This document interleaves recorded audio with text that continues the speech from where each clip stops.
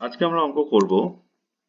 এই কোর্সে দেখি 23-3 10 দাগের 4 অঙ্কটা বলেছে sin to the power 6 alpha plus cos to the power 6 alpha plus 3 sin square alpha cos square আলফার মান নির্ণয় করতে হবে। দেখো, এটা দেখেই বোঝা যাচ্ছে একটা কিউবের ফর্মুলা আমরা যদি লাগাতে পারি। তো আমরা প্রথমে লিখি কি দেয়া আছে। দেয়া আছে sin to the power 6 alpha plus cos to the power 6 alpha plus 3 into sine square alpha cos square alpha.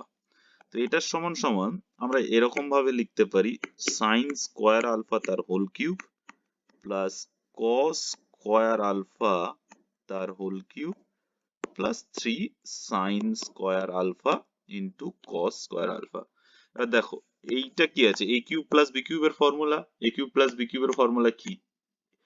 A cube A cube plus B কিউবের ফর্মুলা কি? এ প্লাস বি হোল কিউব, এইটা তারপরে হয় মাইনাস 3ab ইন্টু এ plus B. এটাই তো ফর্মুলাটা। এবার এই ফর্মুলাটা যদি আমরা এখানে কাজে লাগাই, দেখো এ প্লাস বি প্রথমে আমি লিখি sine square alpha plus cos square alpha. এটা হয়ে গেল A plus B, A plus B এটার whole cube minus 3 into sine square alpha cos square alpha. A 3 into A B, A B হলো into sine square alpha plus cos square alpha. এবার plus এই যে ভ্যালুটা আছে এটা আমি লিখে দিলাম 3 sine square alpha cos square alpha. এবার মজার বিষয় দেখো, এই যে দাদা ভাইয়ের সম্পদ সাইন, এখানে আমরা লিখি আমরা জানি, বা এরকম না লিখে আমরা এটাকে এইভাবেও করতে পারি। আমরা ডিরেক্ট লিখলাম 1 এর জায়গায় 1 এর cube minus 3 into sine square alpha cos square alpha into 1 plus 3 into sine square alpha cos square alpha.